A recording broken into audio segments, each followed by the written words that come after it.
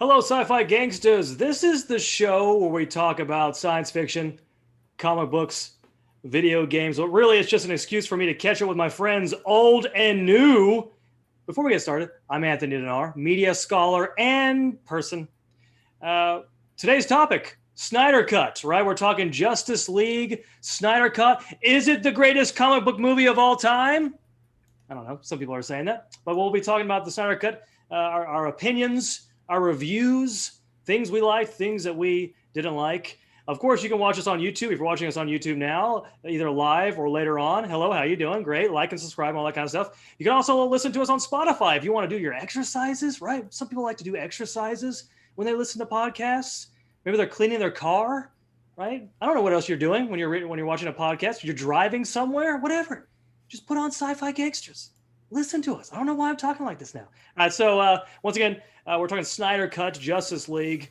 I'm Anthony Denar. We got a great guest. We got great panels here. Of course, I got my co-host, AcidTrain, right? Live streamer. We have a lot. It's a whole live stream show today, right? We have a bunch of Twitch streamers Twitch going is on taking here. over the vidcast, dude. I feel like I should start my own infiltrating your space. Yeah, I feel like I should start my own Twitch stream where I just I lose in Call of Duty over and over again. That would be fun, huh? Everyone will like that. But yeah, we have AcidTrain, who's also my favorite bus driver of all time. We have Lyndsey Shelton, one of my cohorts at Georgia State in the PhD program over there, moving images. Which Lyndsey, how you doing? I'm good.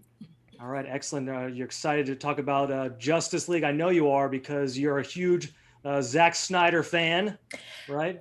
Yeah, that's up for debate. You guys might regret having me to come on today. I don't think that's going to be the thing. I thought we were talking Disney today. Is that? Oh, fuck Disney. Well, excellent. And then we have Saucymailman, one of the coolest names that I can think of, a beautiful beard. And I must say, a beautiful setup, right? Just a great setup. Again, it looks fantastic, looks professional. But Saucymailman, how you doing? Doing good. Thanks for having me on. I'm excited. It should be a fun time. Excellent. Now, we've had people from across the world be guests on our program here. We have people from California. We have people obviously from Atlanta and Northern Virginia, all kinds of places, right? And where are you broadcasting from, Saucy? So I live in Colorado, where it is sometimes snowing and then the same day, like 80 degrees out. Excellent. Well, excellent. So we added Colorado to the list. We're making a list. I like it. And we're checking it twice, right? This is what we do here on Sci-Fi Gangsters. But yeah, excellent. We're talking Snyder Cut. But first things first, Saucy. This is the way I love saying that, Saucy. It's just a fun word to say. Feels good. Yeah, Saucy, the way we begin this show is we first catch up. Now, of course, if you want to skip ahead, if you're listening to us on YouTube or whatever, you want to skip ahead to that heated discussion that we're going to have, right? You can skip ahead on the time codes and all that kind of stuff. But first, we catch up like we always do. We talk about what's new with us, and I'll go ahead and start off by saying that since I got HBO Max, because I wanted to watch the Snyder Cut, that's the reason why I got HBO Max. I was like, you know what? I want to watch it. So I was like, you know what? I heard great things about Watchmen. I'm gonna watch Watchmen. So I watched the first episode of The Watchmen, and I have no idea what's going on, but I'm all in. That takes a while. That one takes a while. This is what I've heard. I've heard that I texted a couple people and I said I started watching Watchmen. I have no idea what's going on, but I think it's pretty cool. And they say, hey, just wait, and everything will be explained. But I'm kind of on board. I kind of know what's going on there with the Watchmen in terms of the dystopian future. I know it's based off the original Watchmen comic, right? That's why Dr. Manhattan is mentioned, right? A little cameo from him in a news report. But I'm 100% on board in the show. It's pretty cool. And of course, I'm a huge Trent Reznor fan. And from what I understand, he made the soundtrack. It sounds like Trent Reznor. I love Trent. Awesome. Saucy also agrees. We love Trent. Of course, I grew up on Nine Inch Nails. Same. I was a huge Nine Inch Nails fan growing up. So yeah, I was excited about everything. I enjoyed the first episode. I only see the first episode, but I am 100% on board with everything. It's got a little bit of a social commentary on there as well, which I really enjoy. I always love TV shows, especially when comic books add a little bit of social commentary in terms of like race relations and the white supremacy group, I'm on board with that as well. Really enjoyed it. Lyndsey, judging by your reaction, it seems like you've seen the show. Oh yeah. I watched it all the way through. Essentially, because that came out right around the time the Golden Compass series came out. Like one was right up against the other one a couple of years back. And that was the first and only time that I had subscribed to HBO up until this past week, because fucking Snyder Cut is only on HBO. Excellent. But yeah, I loved it. It was really interesting. It's definitely a series that pays you off for watching it by the end, but it's not a comic book show that I would suggest to necessarily like your passing casual comic book fan, because it does get really slow there at the start. Yeah, I thought the first episode was great. I was on board. I thought aesthetically it was well shot. Oh, it's gorgeous. It's gorgeous. I know that it's filmed in Atlanta. Is that correct? Was it filmed in Atlanta? I don't know if maybe I'm talking out of turn here. I want to say it was outside the perimeter in Atlanta. So people that are from Georgia know what outside the perimeter means. Not directly within Metro Atlanta per se, but I do believe it was filmed nearby here, if I'm not mistaken. But that's like 90% of the comic book things now are filmed in Georgia somewhere. So Really? Oh yeah, definitely. Atlanta is a huge. It's second Hollywood, right? That's the big thing now. It's like most films are filmed in Atlanta because they'll give huge tax breaks to. Oh, that makes sense. That makes sense. Yeah. I have family out in Hollywood, has been out in Hollywood for many years, and I run into like in passing, really, more stars in Atlanta here right now than I ever did spending summers out in LA with my family. So yeah, it's massive, and legitimately, I have gone and watched Falcon and Winter Soldier being filmed. I have gone and watched Spider-Man being filmed. I have gone and watched Black Lightning on CW being filmed. So it's all over the place up here. It's like when I think one time Waffle House and you're like, hey, look, there's the cast of Walking Dead just chilling in Waffle House, you know. The funny thing is, I don't know if I can say this because I don't think he was necessarily supposed to be doing this, but I ran into some MCU stars while watching Spider-Man in theaters. It's like I walked into the theater, sat down, made some smart ass comment during like the opening stuff when they like play like local ads. Yeah. And they start laughing. And I look over, and it took me longer than it should have to realize who they were, because you don't expect to be sitting beside them. Yeah. And then we had a nice conversation, and that was the end of it. But they are all over the place up here, and because you think, oh, it's Atlanta, they're not here, you don't notice them. You don't notice the stars just Nobody's wandering looking around. for them in Atlanta. Yeah, exactly. they're incognito mode right now in Atlanta. And of course, the Marriott is a famous location that's shot in it was in the Loki trailer as well. So a very famous shot of the upward shot of it.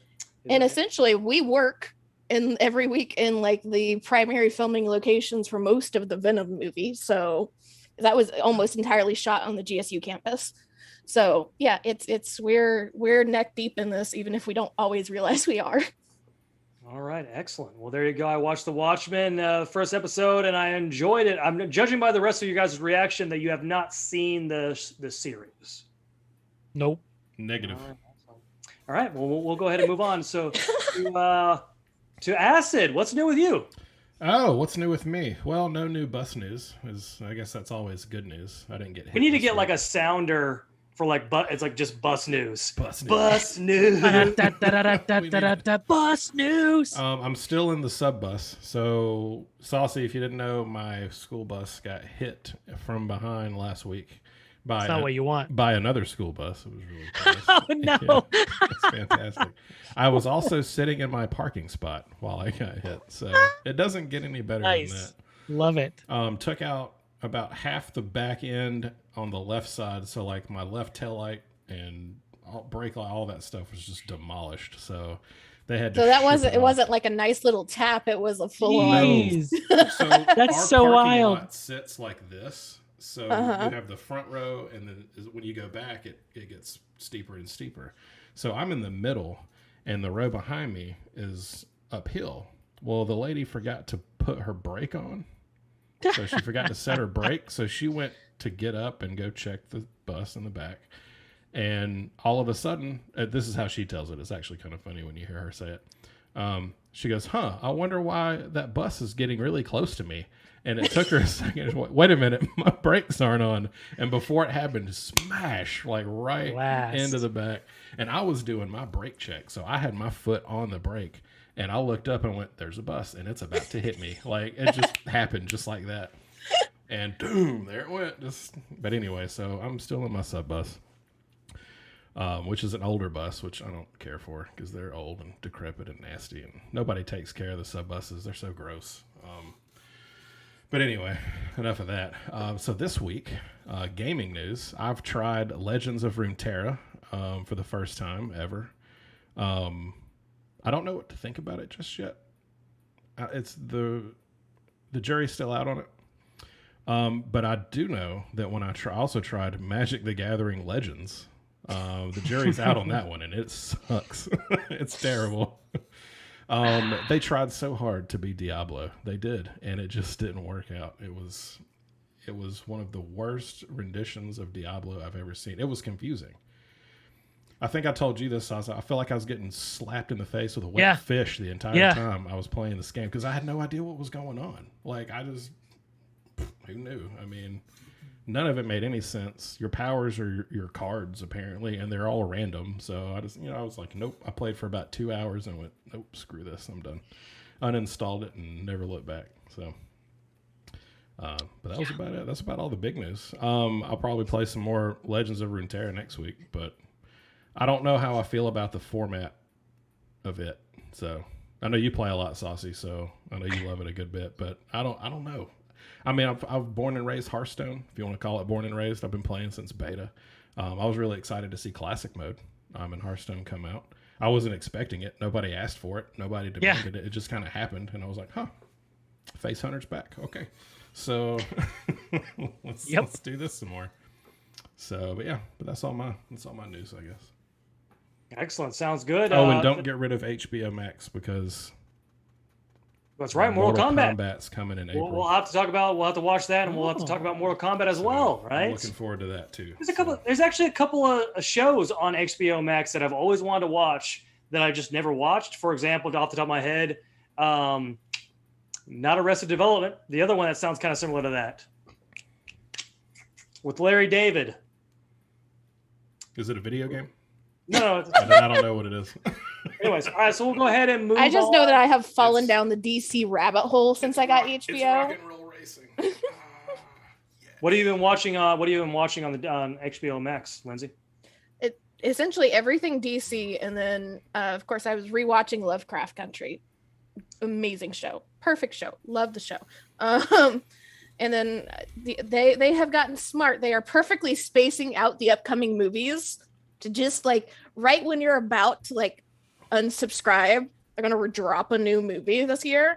So I'm looking at probably a full, because my original intention was wait until there was like a critical mass of movies that I hadn't seen on HBO and then finally subscribe to it. But we'll see now that I have fallen into the rabbit hole earlier than I wanted to. But the past couple of days have been nothing but Titans, Young Justice, and then like reliving childhood of watching like the Batman animated series and Justice League animated series. Is DC animation by far perfect. Everything is wonderful in DC animation. Sounds great. Sounds like you have a lot of shows to continue to watch. Like the Batman animated series show is a classic. Right? Mm-hmm. I was watching Lord of the Rings with my son because Lord of the Rings is on there. The Lord of the Rings trilogy is, and I was watching that and watching him be terrified of Gollum, right? Just like utterly terrified of Gollum. And I'm just sitting there going, yes, good. All right, but Lyndsey, what else is new with you? Not really much, going through that slog for PhD right now, finishing up my class, which is going to be interesting. We get to do music videos next week. We just finished a video game week, and we're moving into music videos. So that'll be fun to see the reactions to that. other than that, just, trying to survive in this world. Finally signed up for that vaccine goodness. So hopefully I'll be getting those shots soon so that I can go back out and socialize and be amongst the people once more. But other than that, just D&D and now binging DC content all the time because I might as well make use of it while I have it. Now, what tell us a little bit about your character on D&D, if you don't mind me asking. Well, what do you have? Well, for the games that I have every week, I have 2 characters. I have a Aarakocra druid, so it's a bird person who can turn into other animals, which is always fun. And then I got a magic item so I can beat people over the head with like a mini bonsai tree.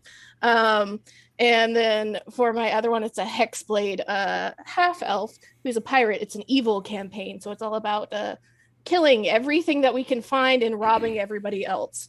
So it's always good to get out those like evil tendencies in a fantasy world. Sure, excellent. Sounds good, right? Sounds like I have a good, pretty fun D&D campaign going on over there.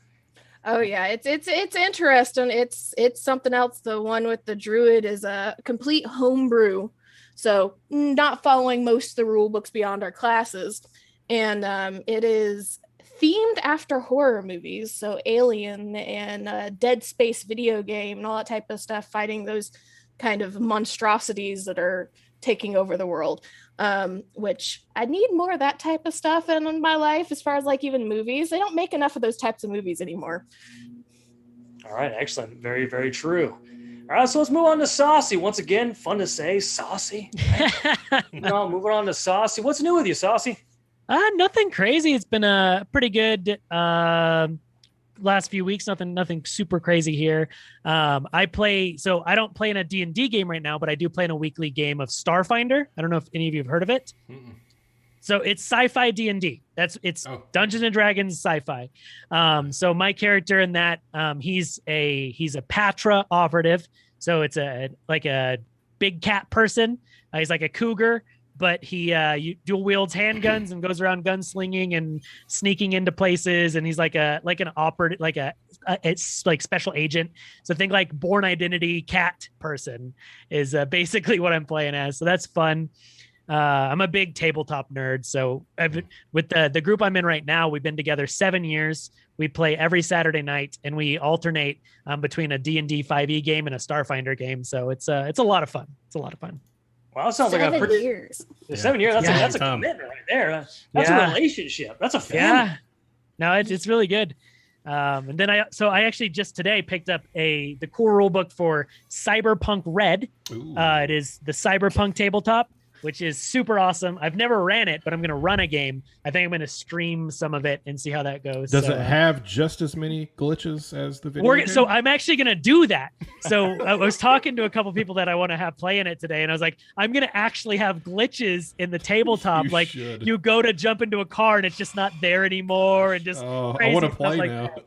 Yeah, I'm going to actually make the game glitches in the tabletop, and it's going to be amazing. Oh, love it. That sounds fucking perfect. Well that's just well done.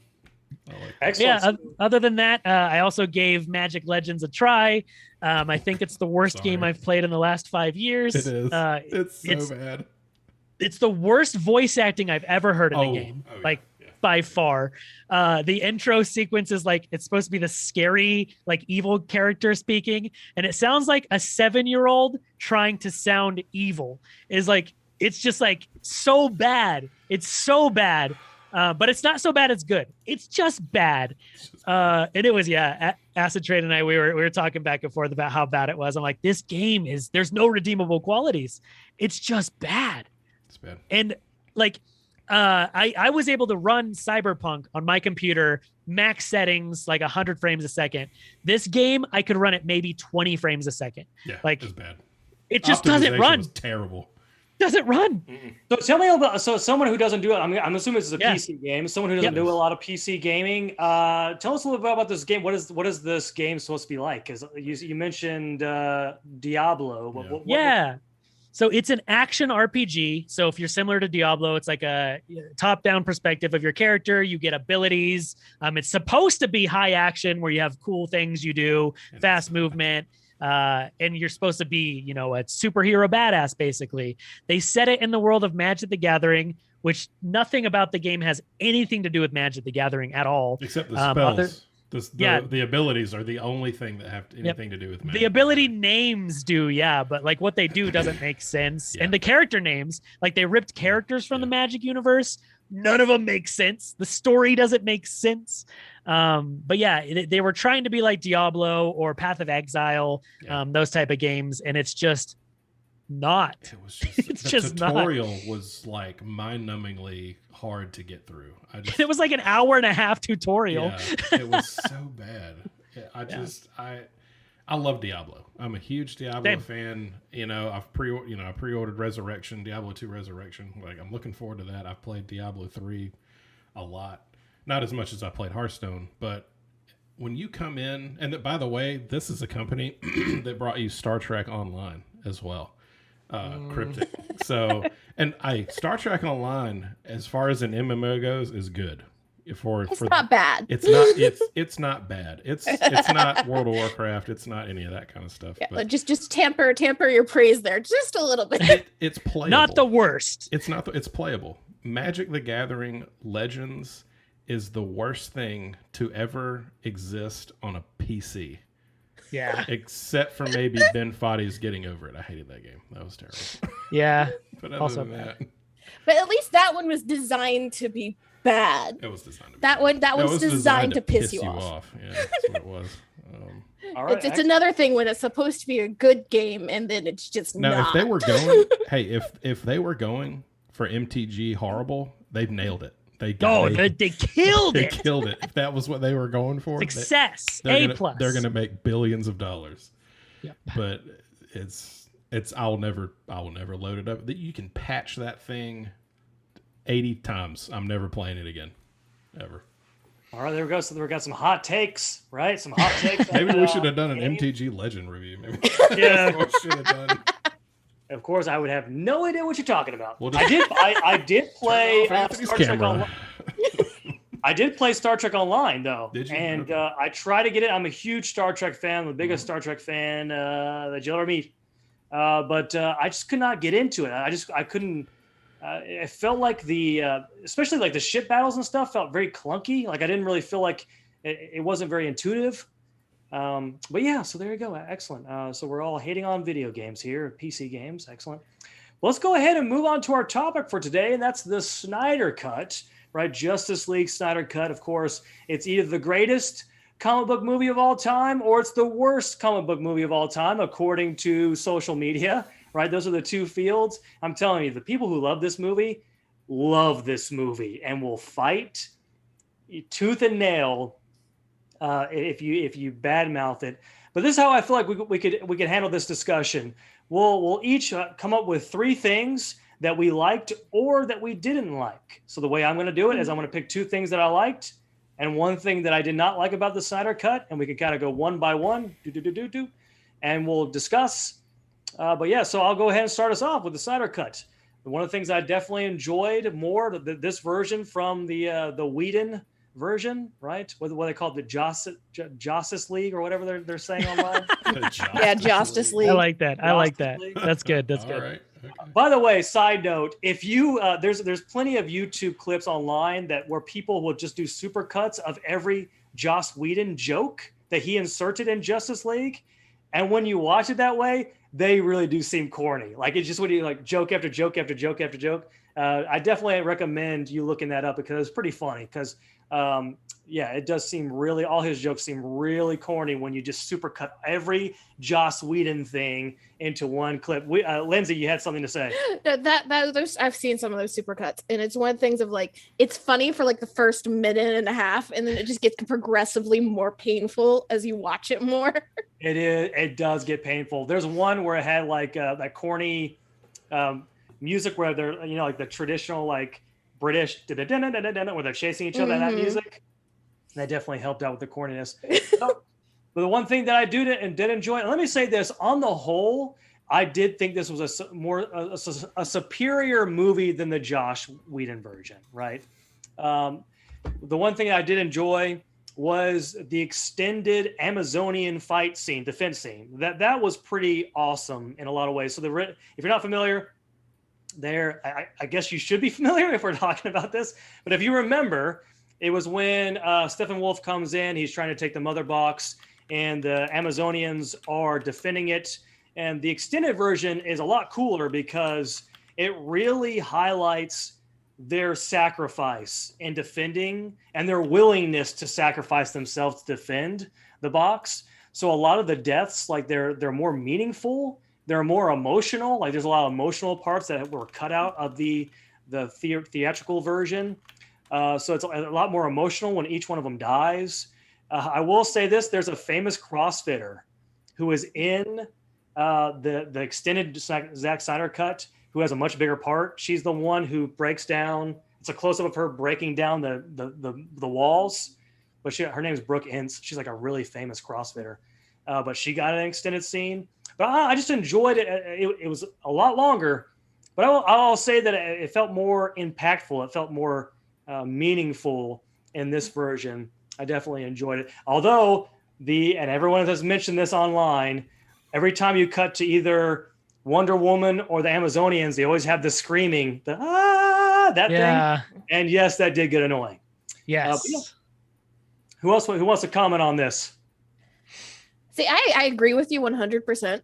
Like that's one of the things I'll just put this as like the preface for whenever I get my turn of I personally find this movie to have been both better and worse. And I don't quite understand how somebody manages to pull that off of both improving and fucking it up at the same time. But one of the things that I do think is interesting is how much more meaningful, not even just the Amazons, even though huge Wonder Woman fan, I love all things Amazon. But other deaths and other battle scenes, a lot of it hits harder and is a lot more effective. And I made the stupid decision when I watched this. I watched the entire Snyder cut and then watched the Whedon cut immediately after. Oh, you did? Wow.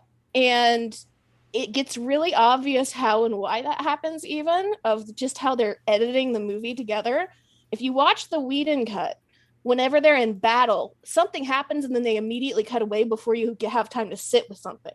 So like Steppenwolf will like chop an Amazon in half, and in the Snyder cut, you see the body falling, you see the blood, but all you see in the Whedon cut, I guess it might also be trying to make it lower rating to go into theaters. You see the swing and you're implied that something happened and it doesn't happen in like visual. And so I think that's part of it, of why it's really an interesting thing. I don't advise watching them back to back. That was a stupid decision. That was 6 hours of my life I can never get back. But when you do that, there's a lot of just like little things and just the creation of the movie itself that you see that's different between these two directors.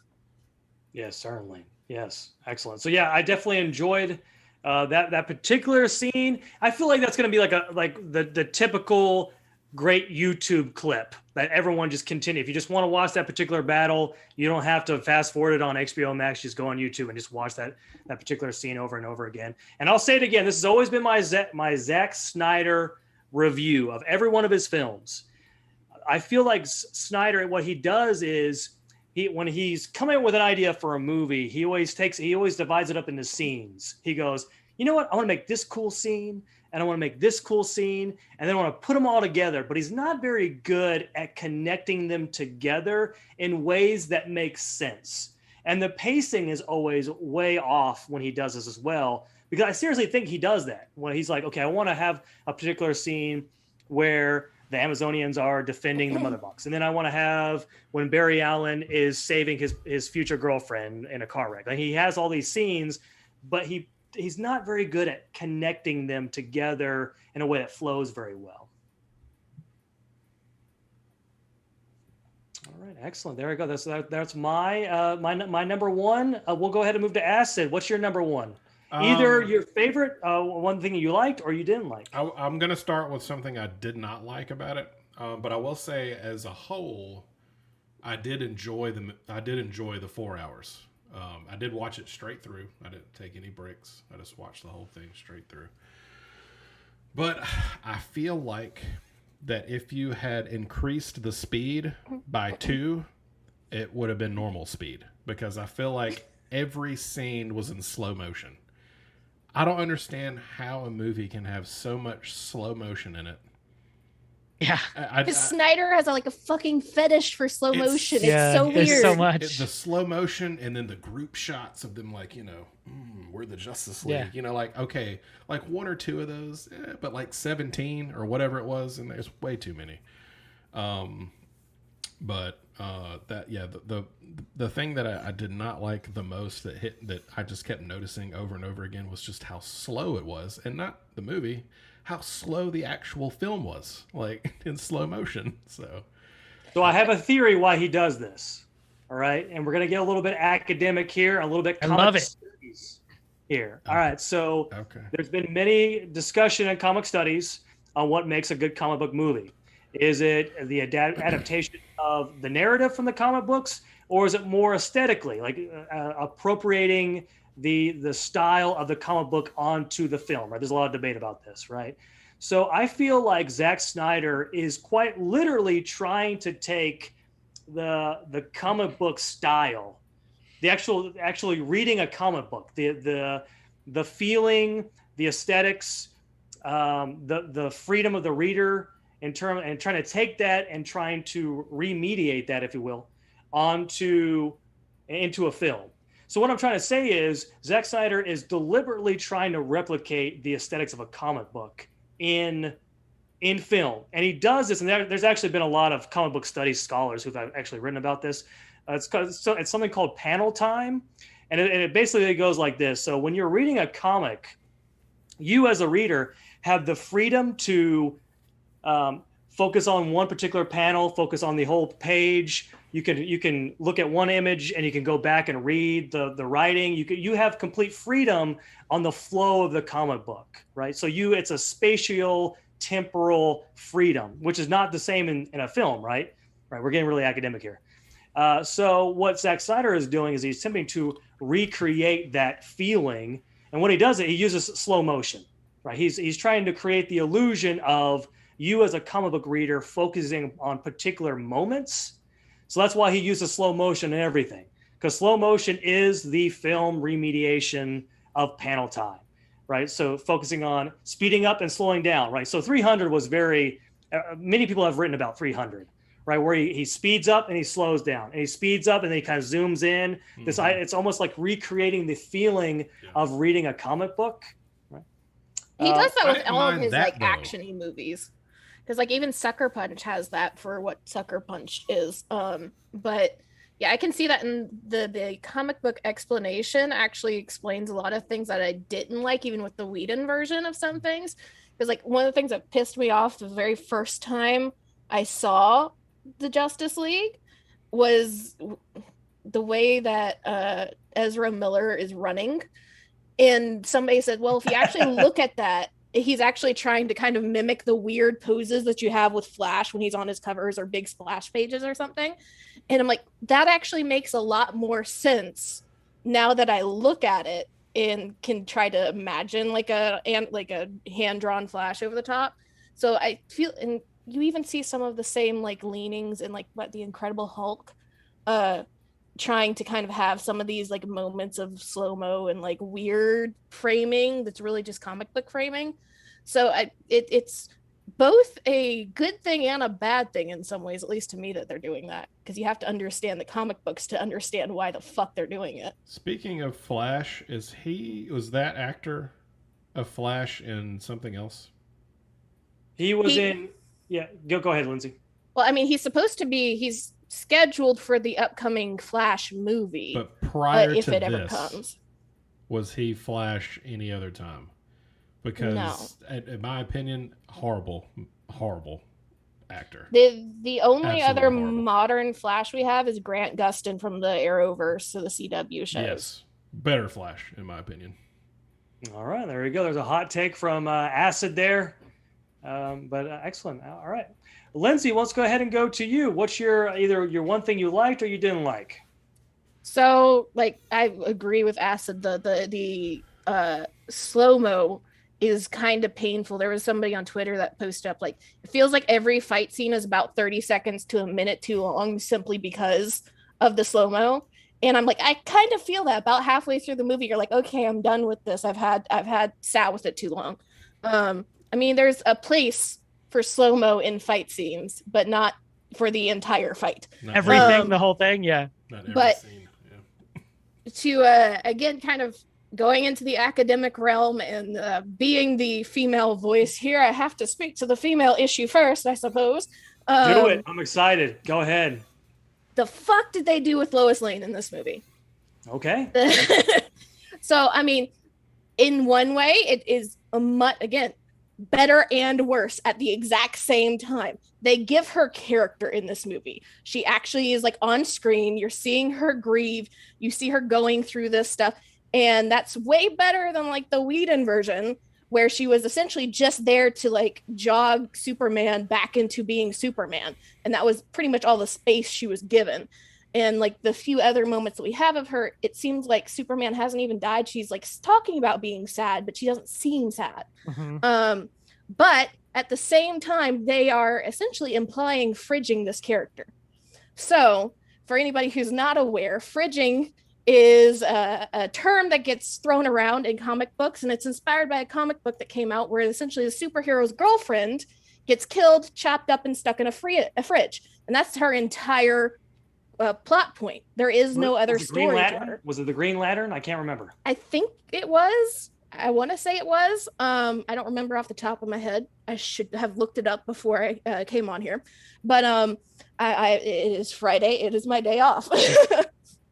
But yeah, so they fridging, and it's something that happens a lot in comic books where you have the female love interest whose only purpose is to either be the pretty side piece or to essentially die or be put in harm's way for the benefit of the hero in furthering their plot. And here, the entire time we're talking about Lois, if it's not directly talking about her helping Superman or her being sad about Superman, it is talking about, oh, she's going to have a baby, and oh, she might die and cause apocalypse version of the Justice League.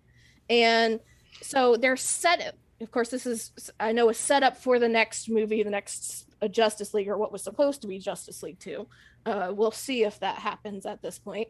But like, when her entire plot point is that she's going to be important because she's going to die, and the baby is going to die, that is so fucking problematic on so many levels and pisses me off.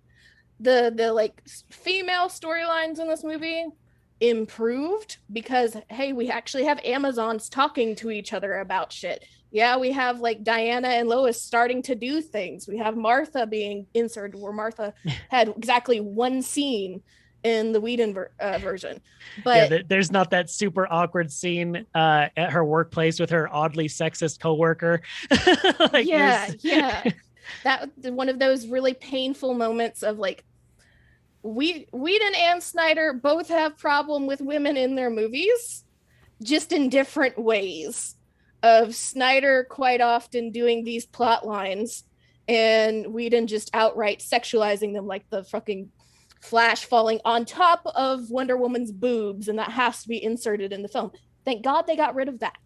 But the setup for Lois's place, and Lois is an interesting character if you give her time and space to be interesting. So that was the thing that immediately after I was done watching, I'm like, that is some bullshit, and they should not have included that. Yeah, this is great because I wanted a female perspective on this film, because I'm wondering, I'm just curious, all the love for the Zack Snyder Justice League cut, is it just white dudes? Like I'm just curious if that is just like a white dude thing, like the passion for the Zack Snyder. I don't know that it's necessarily that it's just white dudes. I think a lot of the passion for the Snyder Cut are people that were really big about trying to get the Snyder Cut, and they fought for it for so long that now they are like overly emotionally attached to it. We did it. It's us. Success. Exactly, because that's what it feels like, at least to me. And I've seen that in other fandoms. where they fight so long and so hard that when they finally get what they want, they can't handle anybody criticizing it. So, I mean, and like I said, it does genuinely improve on a lot of things. But at the same time, like structurally and plot-wise, there's a lot of issues with it that aren't even necessarily there with the Whedon version. The Whedon version has its own set of issues, but it's like we improved on those, but we gave you new ones. So what are you going to do now? Yeah, and I'll say one more thing before we move to Saucy here. It also doesn't make sense that Superman, after Lois dies and his kid dies, that he would team up with Darkseid. That doesn't make any sense. Like, why would he then team up with Darkseid? I wonder if Snyder wasn't a big fan of Injustice when it came out, because the Apocalypse stuff feels very Injustice-y to me, the video game. And so, like, he doesn't team up with Darkseid, but the whole bad Superman thing, at least the way they're presenting it, feels that way to me. All right, excellent. Let's go ahead and get to Saucy once again. Love it, Saucy. All right, Saucy, what's one thing that you liked or did not like about the Snyder Cut? This movie was difficult because I kind of feel very indifferent about it as well. Like, it wasn't amazing, nor was it terrible. Like, I thought as a movie, it was all right. Like, I thought it was enjoyable. I thought it was too long. I think there was a lot of things that they could have not had. I think one of my favorite things, so I actually didn't know, I'm not a huge superhero movie person. I love comic books, but I've never enjoyed a lot of the movies, mostly because I feel like most of the plots are just kind of the same. Like, villain comes, superhero do the thing, it's save the day. And I get bored pretty easy with them. But I thought this movie was all right. I think my favorite thing, though, was actually the color grading. I'm a big fan of like the gritty color grading. And I was joking. I'm like, here's how you grade a Zack Snyder movie. You're allowed to have like 5 colors. You can have black, gray, light gray, dark gray, and red. And a little bit of brown to spice things up. And a little brown. You can have dark white. You can have off white. So this is like very, very dark and gritty. And I kind of like that. I'm a fan of that feel. And it definitely, like, when you play the scenes side by side versus the Whedon version, you can see, like, you know, the brightness and like the difference in that. So I thought that was cool. I think my favorite scenes, because I totally agree what you were saying. I think after you said it, Anthony, how like the scenes themselves, like the big scenes, seemed like they played out well, but everything in between them, kind of forget about what happened. Like, how do we get to this scene? Like, they don't really intertied with each other. I think my 2 favorite scenes in the movie, though, were the Amazon scene you were talking about, and also when they showed the first time that they invaded Earth and they had, you know, the everyone like coming together to fight them. I thought that scene was cool. It seemed kind of out of place just because of how like epic it was, but I like that part of the movie. I'm like, this is an enjoyable scene to watch. It's random and it's too long, and it's just like they kind of put it in awkwardly, but I thought it was like an enjoyable thing to watch. It kind of made me want to watch that movie more than I wanted to watch the movie I was watching. I'm like, this movie is awesome. And then they got back to the movie I was watching. I'm like, oh, all right. I'm watching a movie right now. That's all right. I call it the Lord of the Rings scene, right? Yeah. It's very Lord of the Rings. Right? Yeah, it was. Epic that battle. explains why I like it then. Yeah. Now, Saucy, did you have you seen the original cut of Justice League, or did you just watch this particular one? I hadn't seen it before. I did watch afterwards, though. Yeah, and I did not like it at all. I thought it was terrible. I don't know if it was because I watched it afterwards, but like seeing all of the like humor that they tried to inject into the movie where stuff just made no sense. Like at the end where they pull, like, Superman and Cyborg pull apart the cubes, and then they're laying on the ground and like they just start cracking jokes, and like Superman's like, oh yeah, I wish I was still dead, and then Wonder Woman's like, oh, you children. Like, what the hell is this? Like, you just had this serious, like, people just were dying. It's like the end of the world, and you guys are just acting like goofballs. I hated that. I hated it so much. Like, I don't know. I think, yeah, I agree with you. And the funny thing about it is, I guess it kind of makes sense because I think Joss Whedon, maybe it's not fair to put this all on Joss Whedon. Maybe it's not, because it wasn't just him, it was the studio and everything like that, right? And of course, when Zack Snyder has complete freedom to do whatever he wants without the studio interfering, then of course it's going to be better. But so maybe it's not all on Joss Whedon. But it does, like, there are moments when you go back and you watch some of these scenes, and I think what he was trying to do is he was trying to put a little bit more joy into Superman, because Superman is such a bummer in the Zack Snyder. Oh, he's dark. Well, and that's kind of like what's interesting to me is, like, I didn't like the amount of humor in the Whedon one, but I feel like Snyder was missing a lot of humor. Yeah. Like, there was none. There needs to be a happy middle ground of inserting. So, like, one of the scenes that I missed from Whedon was Barry Allen just running around the Batcave for a second and seeing that, like, ADD brain at work. And that was a genuine character moment that kind of fit, that they could have put in there. And I don't feel like it would have been too far out of the way. So, like, there needs to be a happy middle ground in this humor that they don't have in either one. You know what? There was one particular scene where I'm not sure if this is a Whedon thing that Zack Snyder left in, or this was an original Zack Snyder joke. But there was one joke that in the film, and that was when they're meeting Commissioner Gordon, and they all disappear except for the Flash, and he says, "Oh, that was rude."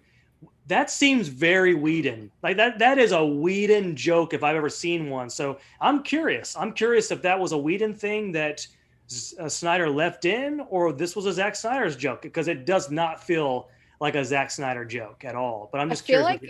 I kind of agree with you. I feel like it's probably Whedon, because Snyder is not necessarily known for having great humor in his films across the board. That was his attempt. That was his one attempt. That was the attempt. Yeah, he saw the Whedon cut. It's like, you know what? This can stay. This joke I'm fine with. The rest of them, get that out of my movie. No smiling, none of that. You get one joke, Whedon. You get one joke.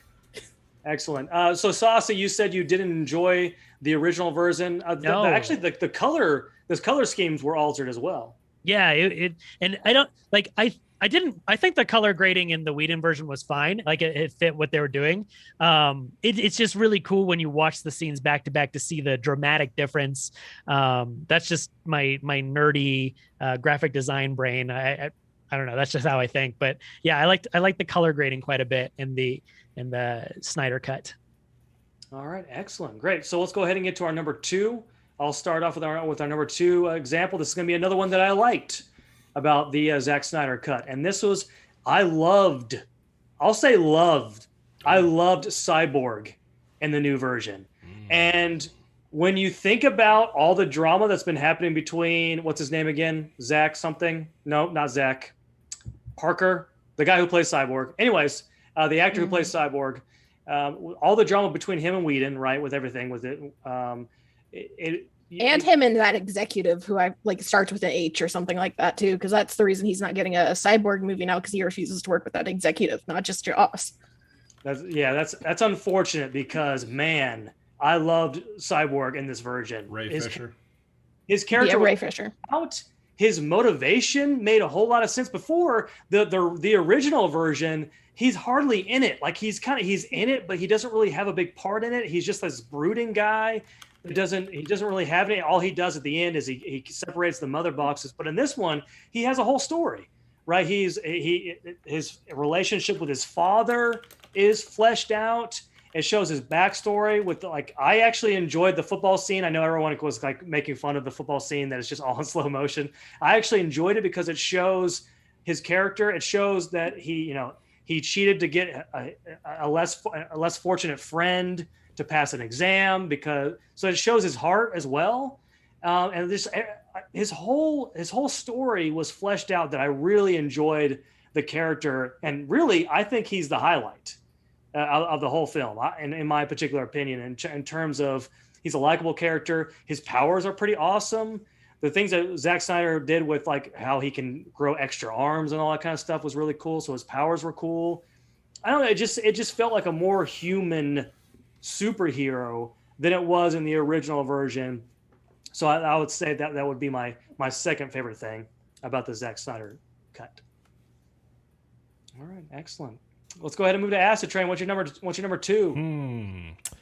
Well, is it Cyborg? I hated Cyborg. Yeah. Wow. He was the most useless hero in that entire movie. Wow. He was. Look, the acting was fine. I have no quarrel with the acting whatsoever. He was the Data in this movie. If we're talking Star Trek Next Generation, he was the Data in this movie. So he's awesome. His only sole purpose was at the end. That was it. That was the only reason he was even there. I didn't like him through the entire movie. He was not likable at all for me. I kind of wanted him to go away. I was hoping they'd kill him off or something, but they didn't. But the question is do you feel like he had more of a purpose in Snyder than in the Whedon? I've never seen the Whedon, so I don't have that opinion. So trust me, if you see the Whedon, it's much better. I don't know. It didn't snap with me. I could have done without him and maybe put somebody else in. Like, I don't know, anybody at this point, other than Cyborg. But I couldn't get on board. I tried to. I really wanted for that to kind of click, but when the end came and he's in the cube like this, I'm like, dude, this is the only reason you're here. Come on. That is the only reason you're here. You're here to save the day. You know, come on. No, let's not pull a Data. All right. Let's not. Oh, I can't open the door. Well, I'll open the door for you. I'm Data. And just do it. You know, I mean, come on. No. So between that and the actor who played the Flash, yeah, that's my number 2. I mean, I have a lot to say about that too, but. All right, excellent. Well, there you go. So we got 2 drastically different opinions. One wrong, one correct. It's for you to decide. You decide. I think we should let Cody decide in the chat. Let's let Cody right, decide. Exactly. Just you decide. You like or all the chat. We got lots of chat. What's going on? All right, excellent. Apparently my friends have raided the chat. Yeah, come on in. Behave yourselves, children. We have 2 different takes on Cyborg. I loved Cyborg, and Acid was wrong. So let's move on to Lyndsey. What was your number 2?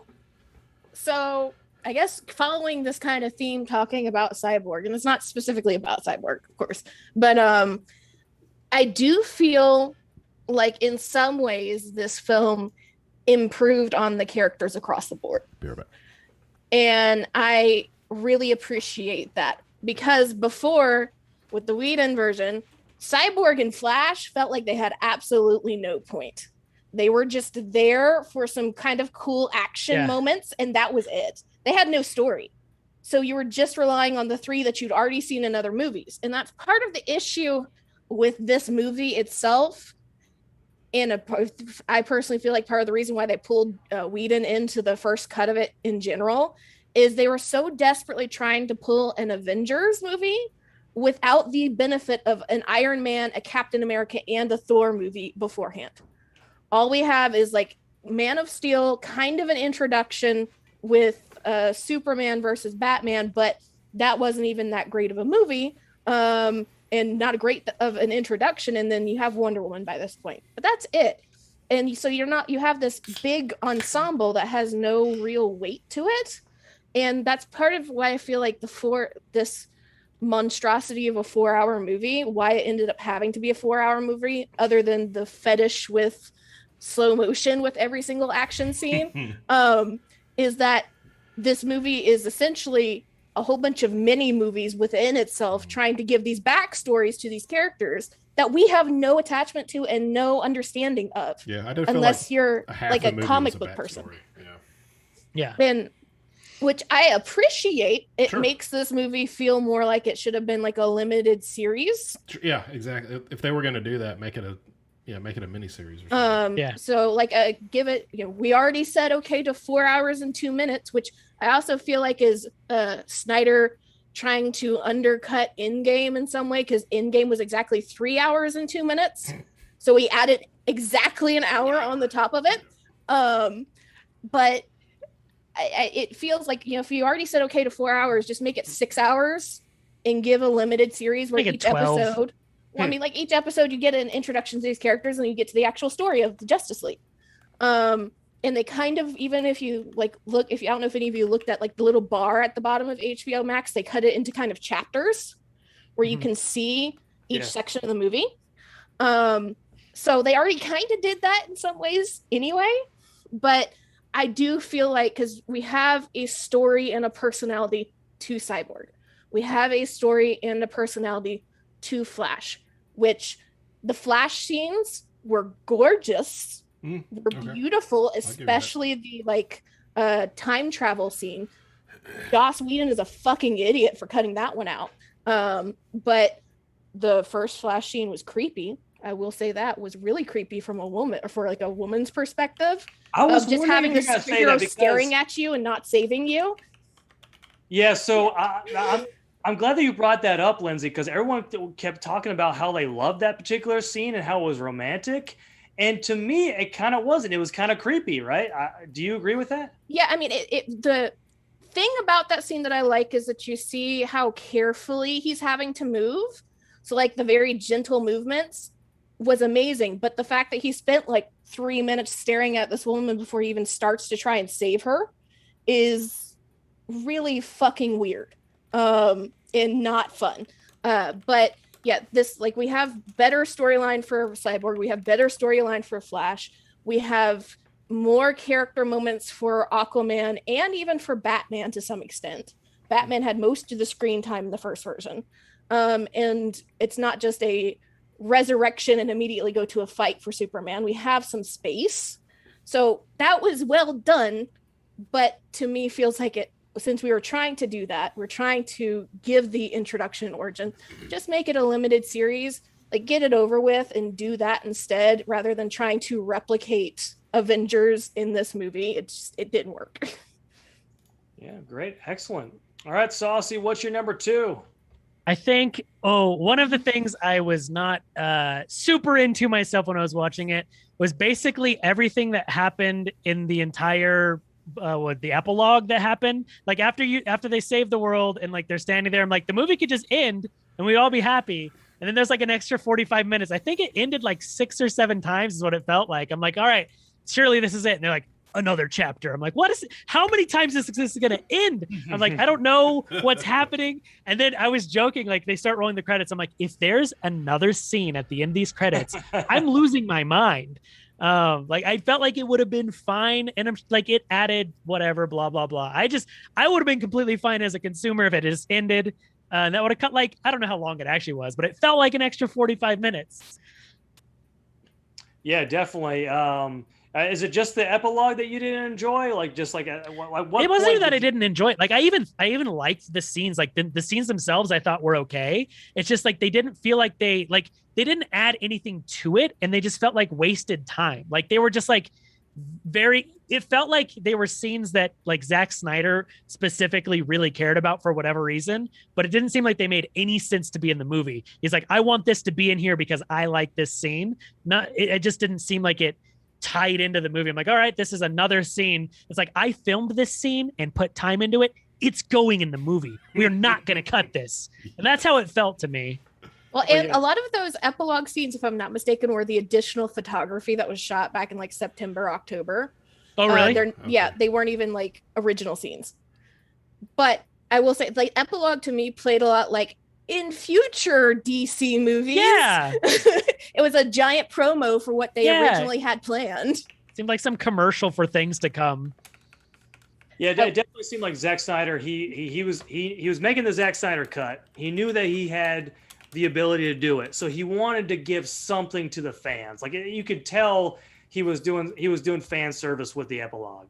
And I wonder if it's not him plotting, because if you've seen the new push now that we've got the Snyder cut, it's to restore the Snyderverse. So to restore all of these movies that were originally supposed to come out with the Snyder movie. So I wonder if he didn't, like, in some level insert this to try and, like, okay, you guys annoyed this company enough that I got my movie. So can you annoy them enough that I get more of my movies?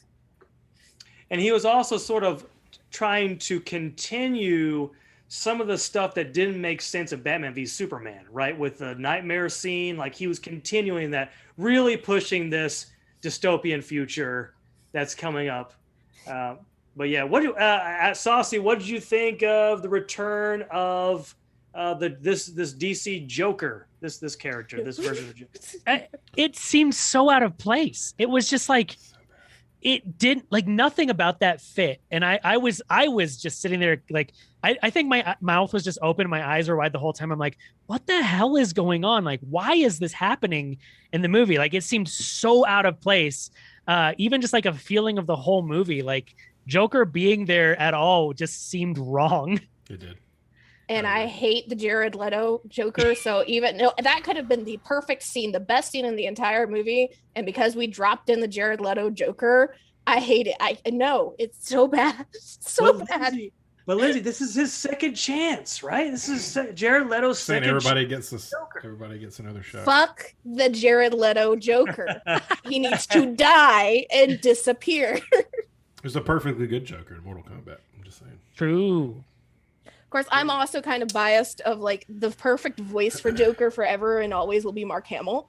So like I can't get behind any other Joker sound. But no, Jared Leto, he goes too far Joker, in the into the creepy with the Joker. I can see that. He goes too far into the creepy. All right, excellent. So let's go ahead. It was almost like it was in slow motion. And that's another reason. Fuck the Jared Leto Joker, because if he ends up in another Snyder movie, we're gonna have to deal with him in slow motion. And I don't have the willpower. I think it was like when he's handing over the Joker card and it pans to his face and it shows the full front of his face with the makeup, and he's just like handing over the Joker card. I think it was like a full minute and a half where he's handing the card to Batman, where it's like, why? That was another 45-minute cutscene. Yeah. That was another one of those like weird things they do with Batman and Joker where they just linger a little too long at them staring at each other, and it's like, no. Panel time. It's panel time. All right. I have a question to pose to the group, just because I'm curious. Is anybody else bothered with a Ben Affleck Batman? I'm okay with him. I liked him more at the start when he wasn't shaven. I think non-clean shaven looked fine. Otherwise, it just doesn't fit super great. I don't know. It's just me. It's like okay.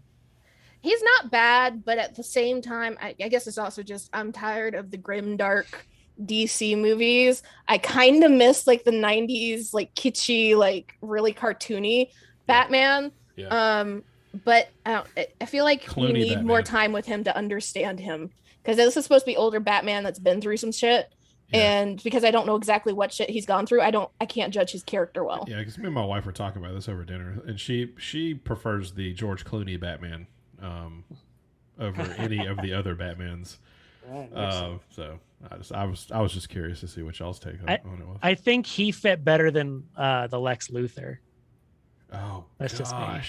Yeah. I'd forgotten about that, Saucy. I love the actor though, which is the painful part. I do too. He just doesn't fit. I was sad. Yeah, like I want to love you, but I hate Social this. Network, dude. It's okay. Yeah, I 100% agree that the Lex Luthor is horrible. All right, so let's move on to our number one. This is going to be my first negative example of something that I did not like, and it's going to be very similar to Saucy, right? Saucy similar, right? That's what I call it. Ooh. And that is, I didn't enjoy all the additional junk that he has in it, like particularly all the foreshadowing of the nightmare dystopian that's coming up. So the epilogue, I wasn't 100% on board with. All the, get ready for the next movie stuff that was in, particularly the Martian Manhunter stuff. And I'm sure there's going to be fans out there like, well, you got to have Martian Manhunter. That's awesome. Because, well, actually, it doesn't make sense. I mean, I guess it does make sense, but particularly, I actually thought the CGI was bad for Martian Manhunter. Am I alone on that? I don't think Martian Manhunter looked good. I disagree. Oh, you did like Martian Manhunter. Okay, so we disagree on two separate things. So what I'm saying is AcidTrain is wrong twice. So I'm always wrong. I agree. Always. I agree with Saucy with I wasn't crazy about the epilogue. I don't think it really added anything interesting to it. I didn't like the Martian Manhunter scenes, particularly how the Martian Manhunter scene sort of undercutted the emotional Martha and Lois Lane scene, right, where they're talking with each other about Superman's death, and then we just find out that it was Martian Manhunter. You're like, well, doesn't that kind of undercut the whole the whole like the connection between Martha and Lois Lane. But anyways, so I would say that would be my one thing that I did not enjoy is all just the extra stuff that could have easily been cut out that was not necessary. You want the character arcs, right, that were originally cut out, but all the extra scenes, not that big of a fan of. All right, Acid, I feel like your number one's going to be, I loved all the extra scenes. Okay. Well, no, that's not what I was going to say, but I think it's great. I just want to say this up front. I think it's great that we didn't do photos for this one because none of us know anything about what all of our answers are going to be. So with that being said, I wanted more Martian Manhunter. Oh my goodness. There was not enough.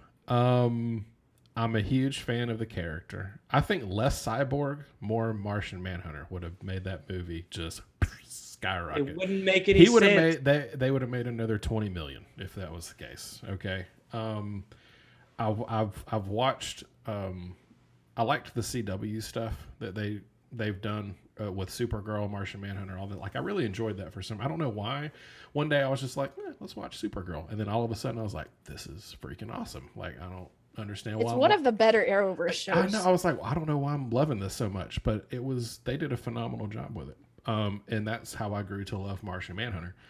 But I kind of agree with you. Like they could have done more with him instead of just putting him in the like a couple of scenes. Like, oh, here I am. Oh, now I'm gone. Oh, here I am again. Oh, now I'm gone again. Like I wanted more. I was like, oh, look, it's Martian Manhunter, and then he was gone. I'm like, where'd you go?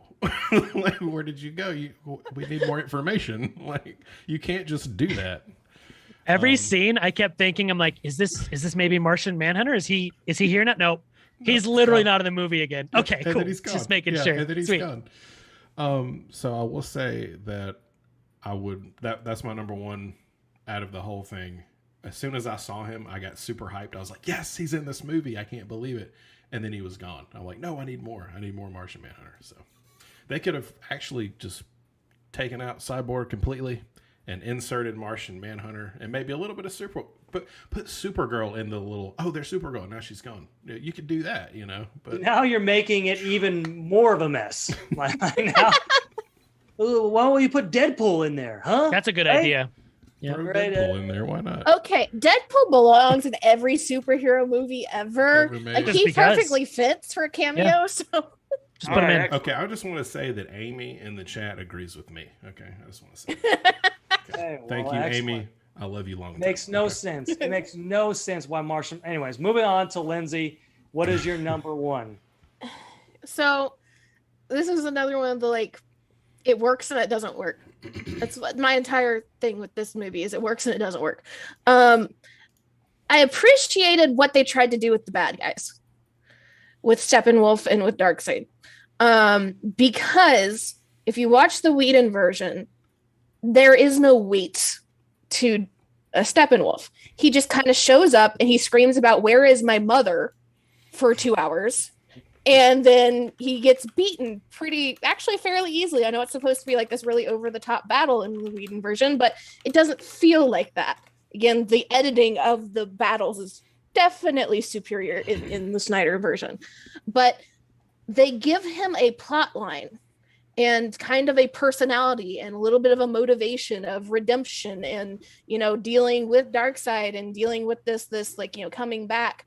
And that was missing in the first version, and I think that's one of the things that I disliked about the first version, because the first version, the Whedon version, I was not impressed by, but it was a watchable movie to me, which is kind of a sad thing of like, that's what you expect from a like major Hollywood blockbuster these days. Is it a watchable movie?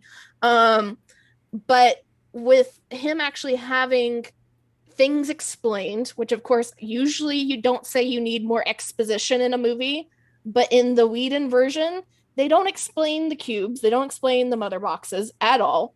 They're just kind of these things that you even then have to imply that they are called mother boxes to explain why Steppenwolf is like, where is my mother, over and over again.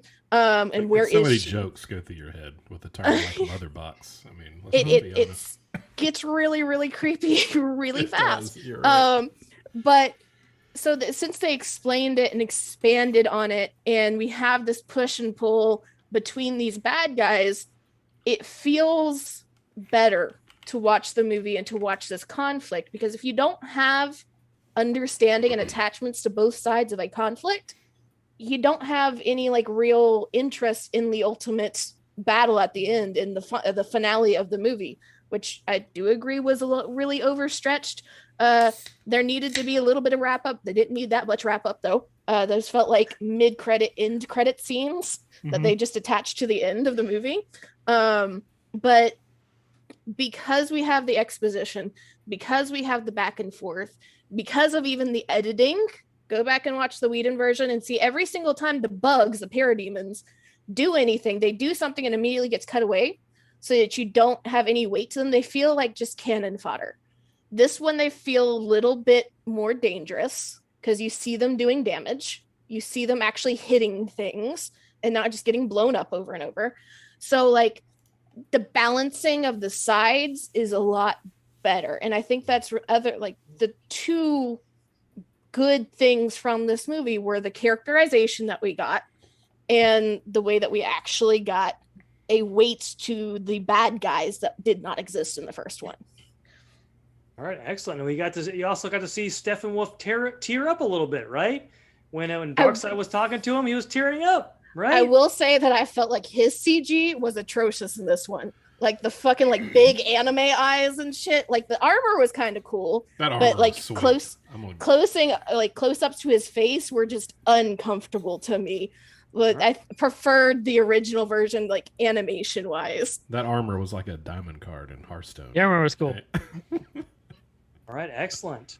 All right, so number one to Saucy, what do you have for us? I think one of the other things I did enjoy was I liked how they made Wonder Woman feel like a badass, especially in the opening, that like terrorist scene where they're the people robbing the banks and she's like deflecting all the bullets and like lassoing and stuff. Like damn, she is a badass. Like I liked that, and I actually enjoyed the dynamic between her and Steppenwolf, where Steppenwolf almost has like this, like a little bit of like respect for her, like, if you were with your sisters, you probably could have defeated me, and just like I'm gonna fight her one-on-one when the parademons are going to help out when they're rescuing the people. I'm like, that's kind of cool. Like he's got this, like he's like, oh, she's a worthy opponent for me, and I really liked how they made her feel, because she felt like a badass to me. I'm like, yeah, Wonder Woman, she's pretty awesome. Yeah, I feel like all of them felt better in battle at this point, because we got time to sit with them. Yeah, I agree. 100%. There was actually a lot of like significant moments that were cut out in the original version. So there's one scene where the little girl asks Wonder Woman if she could be like her one day, and then Wonder Woman says, "You can be whatever you want." And that's a very powerful scene. Why cut that out? That doesn't make any sense. What do you think about that, Saucy? Yeah. I will say yes. Excellent. Yes to it. Excellent. Lyndsey, did you have something? I feel like they tried to replace that, because those of us that have watched the Whedon version remember that horrible CG Superman that was at the start, that was supposed to be like the cell phone video, the kids talking to him. I feel like they tried to replace the inspirational moment of Wonder Woman with the inspirational kid to Superman moment. Yeah. That didn't go over well, number one, because of where it was and what was happening, and number two, because the horror of the CG upper lip for $10 million lip. So do I even need to torture myself and watch the Whedon version? If you want to understand the hype, maybe. If you're just interested in just seeing another version of a movie, right? I mean, it's interesting, right? It's interesting. How many times can you watch Spider-Man? How many times can you watch the Hulk? What I mean is just in terms of like, you have two very drastic. I mean, it's the same plot, but they're cut very differently. Oh, so it's the same storyline. More or less. Okay. More or less. There's some significant changes. So the fact that Flash, but the same enemy, the same. Yeah. Well, they don't have Darkseid in it. It's just Steppenwolf. Darkseid. Okay. Yeah. And of course, Flash doesn't save the day in the original Justice League. Okay. Right. So Flash in this one, he goes back in time a little bit to kind of. Which is, again, that scene was the best scene of the Snyder version, in my opinion. And the fact that they cut it is just insane to me. Wait, what do you mean they cut it? It's not there at all. He doesn't go back in time at all. And which one? What are you talking? In the Whedon version. In the Whedon version. Okay. Sorry. Yes. All right. I was about to say, but I saw it. It was there. No. I think this was a point when you were up, but they cut a lot of the stuff for Cyborg and for Flash, so they had no purpose except for one or two little action moments in the fight. Are these different actors as well? All different. No. Actors? These are all same the same actor. Oh it's exactly the same movie, just cut differently. And Whedon decides we're going to up the saturation 500% to make it like neon at the end. So this is just a whose penis is bigger, basically. Is that what's going on here? Kinda. Okay. In a way, I guess you could think of it that way. Okay. So Flash. I kind of want to see it now, just out of curiosity. Yep. Okay. Might as well. It's shorter. By 2 hours. Or I guess by 1 hour. You said. It's just a little over 2. Yeah. It's like 2:11 or something like that. Is it also broken up into segments? No, it's not. It's not? No. Okay. But there's also like no flow between the different spots in that movie either. So things just happen. Yeah. Do you still get the hot dog scene? No. Not get the That's hot dog gone. scene. That's gone too. It out. Again, every major scene that is just Flash or just Cyborg is fun gone too, in that movie. The Flash was like not a character at all. You're just like, I guess he's technically here. The only purpose for Flash in the Whedon version was for jokes. He was the sole carrier of jokes aside from one or two Aquaman moments. Like as much as I didn't care for the actor in the Snyder version, I mean, at least, or I guess now in both, he's got to have a role. You know, he can't just be there for a punchline. Because I like the Flash as a superhero. Like I do. I've watched the Flash series. I enjoy it. You know, really, the Whedon version.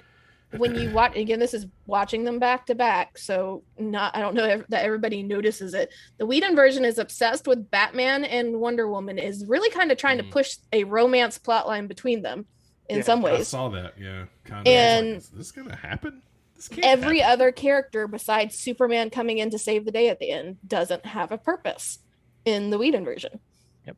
All right, now I'm curious. I'm gonna have to get back and watch that now.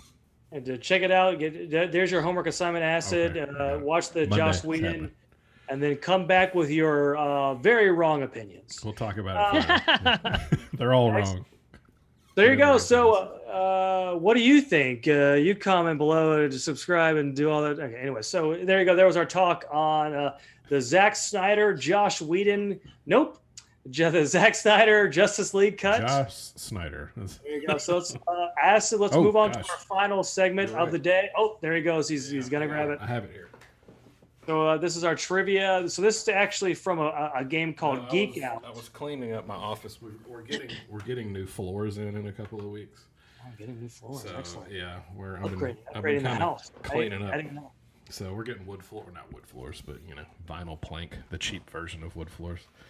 So Saucy and Saucy and Lyndsey, how we play this game is, if you're not familiar with Geek Out, he'll have it's usually like, for example, what way we so one of the questions last time was Tom Hanks movies, and then you say, well, I can guess 2, and the next person goes, I can say 3, and then the next person. Is that what we're doing? Yeah, we can do that one, and then we do all that until one person just says, hey, go ahead, just name it, and if they name it all, they get the point. If they can't name it all, then they lose a point. Right? Does that make sense, everybody, how this works? Sweet. I'm in. Acid has decided to leave. He's been shamed. He's been shamed that he knows all his opinions were wrong. And, he's back. All right, excellent. Acid is back. Okay. Here we go. So Acid, we'll grab the book. You weren't preparing me for the cards. Oh, okay, excellent. Well, I apologize for that and for not letting you know. But we'll go ahead and play. I feel like that's better. Like it's better. Like better radio is the word that I keep saying. It's better radio to have this type of game, because then the folks at home can sit here and go, I can name 20 Tom Hanks films. You losers. And then they can say at home, they can make their lists and they can compare them to our lists. Right? That's show business. Right? It's show business. That's what we're doing here. All right. Acid. All right. There's 4 of us, so we'll do 4 categories or 4 questions. I like it. All right. So the first question is, how many characters from Futurama can you name? You guys remember Futurama, right? I can name 2. Come on. All right. Anthony says 2. 3. Ooh, Saucy with the 3. I will go ahead and take the L. I have only watched 1 episode of Futurama, so 0. All right. Saucy says 3. Do you want to up the ante to 4? Nope. Anthony. I don't. No, I'm not. Anthony has to counter with a 4. Oh. I know 3. I don't know 4. So Saucy, go ahead and take it away. Go for it. All right. Fry, Okay. Bender, Okay. Zoidberg. Okay. You got it. Those are the 3 I knew. There you go. Yeah, I couldn't remember the girl's name was Leela. Lola. Leela. See, Leela. I would have effed. Yeah. That's why I'm like, I got a 3. I'm That's out. okay. And what was the professor's name? Was it just Professor Professor? Oak. Oak. I just made that up. That's that from sounds, Pokemon. That sounds Pokemon. Yeah, I was about to say. Yeah. That's Pokemon. Professor Plum. Yeah, it's got to be. Bring in Clue. Mhm. Oh, y'all did that one last time. We'll do another one. Ooh, here we go. How many foods can you name that can be eaten in a video game?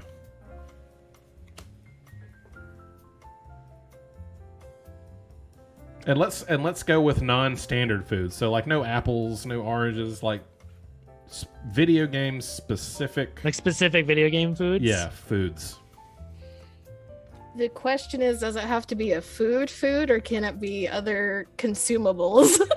I would, you know what? We'll go with consumables that are not your run-of-the-mill things you can find in Walmart. Okay. So things that you can eat in video games. Yes, things you can eat in video games. All right, we're going to start this out pretty high because I know there's a lot of stuff out there. Can anybody name 10? I cannot. If you weren't asking me. All right, how about this? We'll start with 4. Can anybody name 4?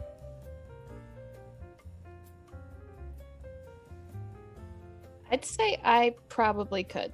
Oh, and Farnsworth was the professor's name. Farnsworth. You said 3?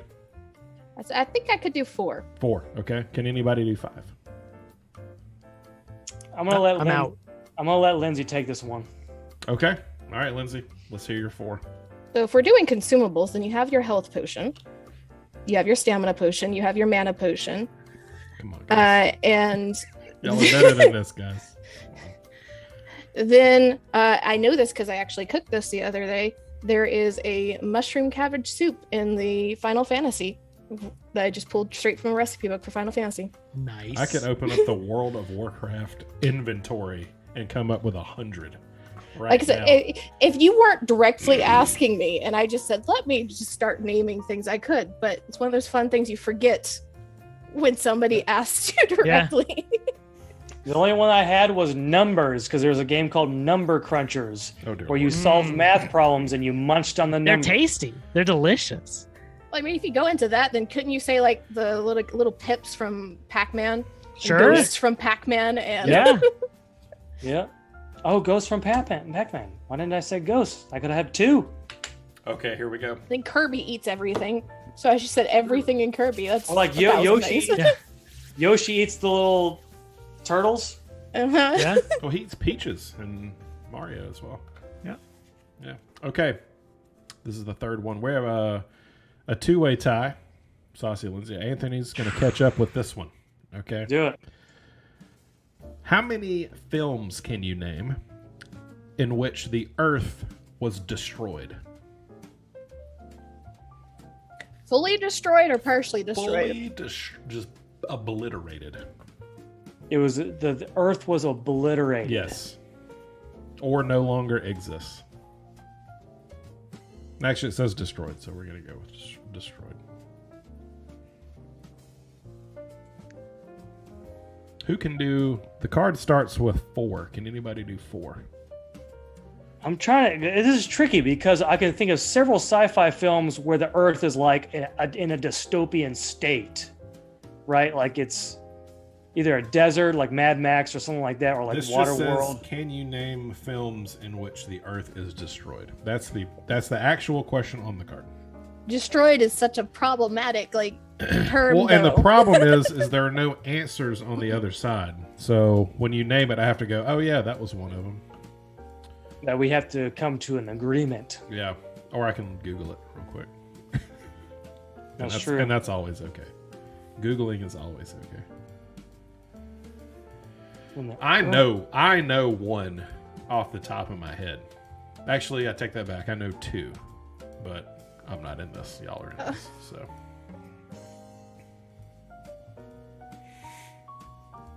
Nope. All right, so we'll start with two. Can anybody name two?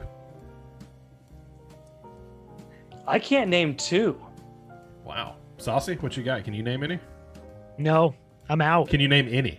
Can you name I'm one? out. You're out. Okay. Lyndsey? Who can name one? I'm still stuck on the destroyed part because I know things were like all the land has been wiped out, and that's the end of the movie. But there's still a planet. Like, does Battlestar Galactica count? Well, don't they end up at? Yeah, that's the tricky thing because it's technically not Earth. They're going towards Earth. Or would you like another question? Let's do another question. That one's tough. Okay, yeah. See, all right, Saucy. Do you see what I have to deal with all these academics I around? see it now. Yeah. The coming from the guy who doesn't have his PhD, you know. Sad. You I should know. get one. No. Who doesn't have a Hey, PhD? by the way, Acid, did you have any? Did you come up with what was yours? Hitchhiker's Guide to the Galaxy is one. Oh, that's. Kaboom! Explode. He's dead. But it comes back at the end. Well, I guess it's But just it was destroyed in general. It was Yeah. destroyed. Yeah, it was destroyed. I think I was too stuck on like it needs to be gone at the end of the movie. It wasn't. What's the name of the movie? I can see it I can see the cover of the movie. It's like the day the Earth something. I can't. Stood still. No, maybe. I don't know. Well, the day the Earth stood still is a movie, so. But I was also thinking like Geostorm and stuff like that, where just wipe out continents. The only thing I thought is Armageddon, but I don't know. Yeah, the Earth wasn't destroyed though. It wasn't destroyed. It was almost destroyed. It was That's true. yeah, exactly. Waterworld. But it's still there. Well, I'm Still just saying what there, yeah. chat says. Amy's like, Waterworld. Yeah, that was my thing. Like, where does it like physically not exist anymore? And I'm like, I'm out. Okay. Sci-fi movies in which Arnold Schwarzenegger was in.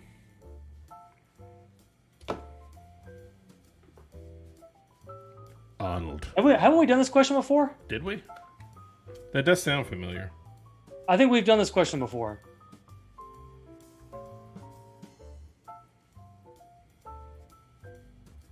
Yeah, we have. Yeah, sorry. We have. I apologize. Next one, because I can All do right, it. all right. This is neutral. How many Ben and Jerry ice cream flavors can you name? Oh my goodness. We'll start with 5. Who can do 5? The day after tomorrow. That's what I was thinking. I could do 5. All right, who can do 6? Can't do it. Are you kidding me? I don't eat a lot of Ben and Jerry. I've eaten maybe one Ben and Jerry, but I see it every time I Oh, go wait, to I the know, grocery I know. store. Good grief, it's right there. I don't eat it because I don't like to waste money. I just know them because half of them end up being like puns about something. Exactly. And I see the memes about it, and Yeah. then I laugh. But I'm not spending $10 on a thing of ice cream that's this big. That's stupid. Like, if it's a free sample, sure, why not? I can only do 4. Okay, so Lyndsey has 5. You said 5. Yeah. Saucy, any? 5 takes it. 5. Ooh. Are you saying you can do 5 as well? Nope. You can't do 5. All right, Lyndsey, you're up for 5. Let's see what you got. So there's like the Jimmy Fallon one, which is Americone Dream. That was the Colbert one, but yes. Oh yeah. There's the Chunky Monkey. Okay. There's New York Super Chunk. There's pumpkin cheesecake, and then there's just peanut butter cup. Oh, what was the third one you said? Pumpkin cheesecake? Is that the one? No. Some New York something. I don't remember seeing New that. York Super Chunk. All right, I'm gonna have Yeah, So- no, that is one. I just Is looked it up. You Google? Okay. Yep. I have not heard of New York Super Fudge Chunk. that. Okay. All Close right. enough. All right, Lyndsey gets it. All right, there's one more, guys. One more. There's one more. Anthony's already lost, so I've already lost this I don't one. even know why he's trying. Unless this counts as 3 points. I think it's 15 points for the last question. Yeah.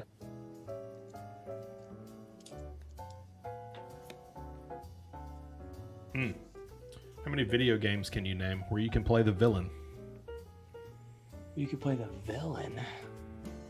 Do they have to be actual villains, or can you just play them as a You villain? can't create a villain, no. They have to be the Okay. actual villain. The villain that has already been created.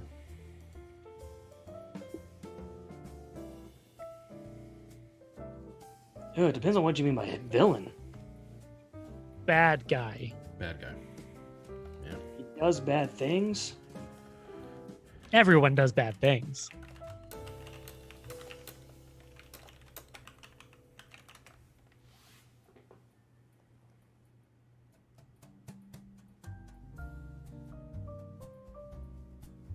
I got 3.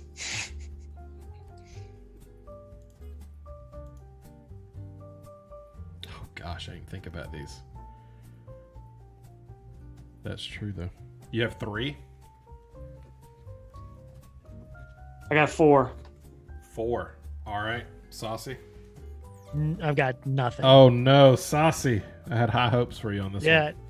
I should have been like, how many cards in Legends of Runeterra can you name? 5,010. I got 5. 5. Oh my goodness. Okay. Don't do this to me. I'm looking at 15 right now. Looking at 15. Oh yeah. I've Googled it. I'm looking at 15 right now. Some of these I was like, oh yeah, that's true. That is the villain. I'm sure there's like even more. Like if you like go deep diving into like Yes. some of the like.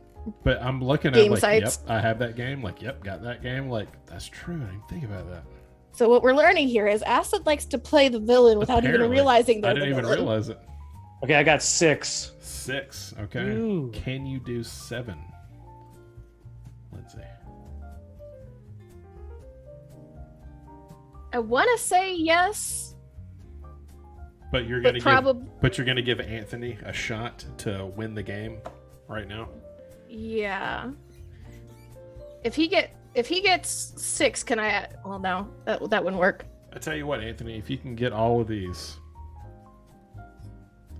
we'll have a tiebreaker for everybody. Here we go. I'm gonna it's gonna have to be a judgment call from the panel here. Well, I got a list, so what? Go ahead and say your first one. So there's a video game called Bully where you just basically Yes, bully kids. I agree with that. Yep. Grand Theft Auto, you're criminals, Correct. right? Yep. Twisted Metal, you could play as Sweet Tooth, who killed kids. Okay. Left 4 Dead, you could play as the zombies I sometimes. agree. Yep, that's true. Mortal Kombat, you could play as many of the villains. Yep. And then Hitman, you're Yes. a person who's killing people. Yeah. Correct. You got. And I thought of You got- 5 completely different ones. Go ahead, Lyndsey, I want to hear it. Yeah, Go let's ahead, hear. Let's hear yours. Yeah. I'm curious now. So there's Destroy All Humans. Correct. Yep. Yes. There is Carrion. Yes. Yeah. There is Overlord, and Yes. there's Evil Genius. Yes. And then there's the Dead by Daylight, and Yes. also I guess I should have said I could name 6. There's the Friday the 13th game. Correct. That's Wow. right. I Y'all are played that good. game. Yeah, the only two I had God of War and Correct. Shadow of the Colossus. Yep. That's I was Only up two I too. could think Yep. of. Did I say Kratos? Yeah. You got Dead by Daylight. We got that one. Hitman. You got that one. Man Eater plays the shark. Yeah. Yep. You got Carry On. Destroy All Humans. Prototype. was the other Prototype, one, you know, Alex what? Mercer. Shadow of the Colossus. You got that one. Star Wars: The Force Unleashed plays Star Killer. And also Star Wars The Old Republic, because you can play in the dark side. Oh, okay. Infamous 2, you could play as Cole. You got Grand Theft Auto. The Last of Us Part 2, you could play as Abby. Batman Arkham City, you can play as the Joker.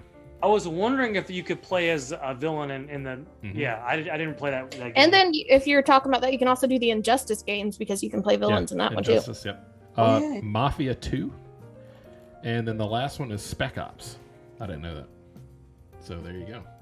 Okay, so Question though, because I've played a lot of this at one point early in the pandemic. plague, because technically you're playing the plague and Yeah. evolving the plague. That's true. Absolutely. I would say that. I would count that. I would count Yeah. that definitely. But you could, yes, but you can also play as, you can name the plague whatever you want, correct? Mm-hmm. So you could name it life, and you could give the world life if you wanted to. Oh. But if we're talking about like Mortal Kombat and Injustice, where you play both good guys and bad guys, depending on your mood. It's true. All right, Okay. excellent. All right. I guess I'm gonna need a tiebreaker. Whoever gets this wins the 2021 Tesla and a lifetime supply of chocolate-covered cherries. So All right, Oh, let's do baby. it. get excited. All right. Good prizes. Yep. All sponsored by Anthony Dinar and his Oh, okay. and Excellent. his Nintendo T-shirt. The question about the Tesla, though, is if the rock comes flying at your windshield from the truck in front of you, does the glass shatter just like the truck does? Yes. Sure does. If you shoot a shotgun at it, maybe. Who knows? Okay. How many Lego video games can you name? So Lego themed video games. Can you name? How many of those can you name? Can you tell I play video games? How many Hearthstone cards can you name? 3. Hearthstone Leroy cards. Jenkins. All right, Lego themed video games. I got 4. Okay. Who's got 5? I could do 5. Lindsay's got 5. Saucy's got 10, right? You got 10? Can you 10? 47. 47. I believe in you. Actually, I need to see how many there are. I can name a bunch of these, but There's a lot. there's a lot. There are a There's lot. a ton of these. Oh, Feels like they gosh. come out with like 2 or 3 every single year. Okay. There are... God. There's a lot. There's not even a number. This number doesn't even exist. 1, 2, 3, 4, 5, 6, 7, 8, 9, 10, 11, 12.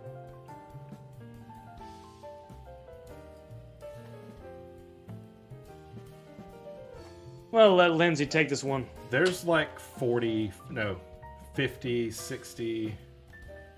There's a lot. Okay, and no sequels. Just name the sequels do not count.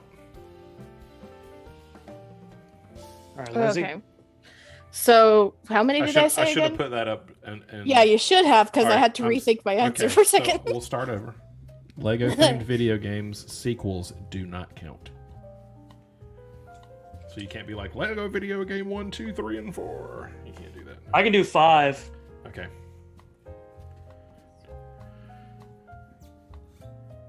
How many do you have, Saucy? What are you thinking? Less than 5. I'll do 6.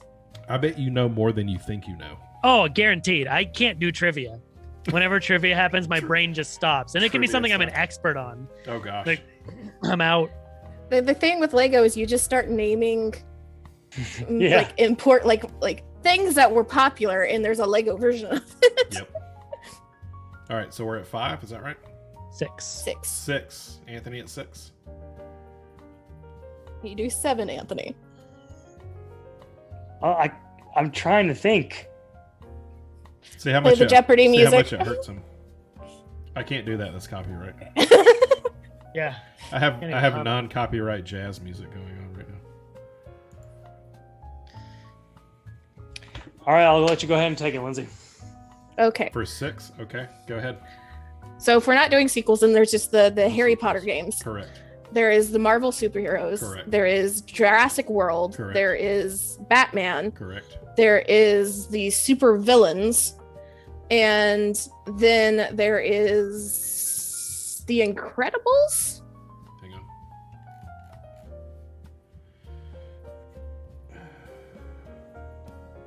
Yep. Lego Incredibles. Yeah. Okay. Correct. You win. Got a 9 out of 10 on Steam. The Incredibles Well one. done. Okay, and some of honorable mentions that you didn't get.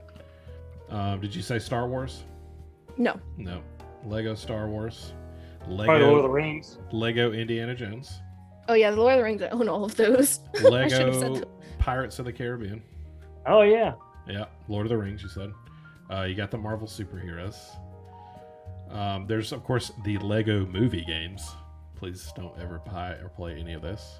You got Jurassic World. And then I'll give you the one that is coming out this year for the Nintendo Switch. Lego Star Wars The Skywalker Saga. So be prepared for that one, guys. So, ladies and gentlemen, Lyndsey takes the Tesla. Congratulations, It is in Lyndsey. the mail. It'll actually be filled with the chocolate covered cherries. So when you get it, Oh wow, that seems very be inefficient. careful when you open the door. Yeah. Oh, that'll be fun in Georgia heat.